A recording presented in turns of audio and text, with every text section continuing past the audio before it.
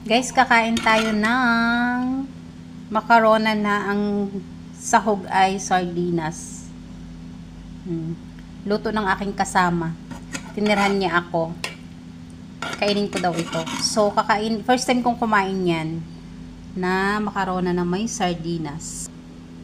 At syempre, dahil Pinoy tayo, hindi mawawala yung rice. Ayan. Tapos, yung panglaban natin na macarona with sardinas. Ayan. Try natin yan, guys. Ito na yung macarona na may sardinas. Luto ng kasama ko.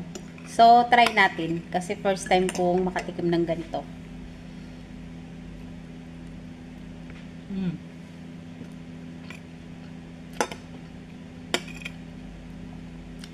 Masarap siya.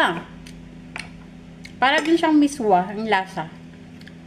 Kain!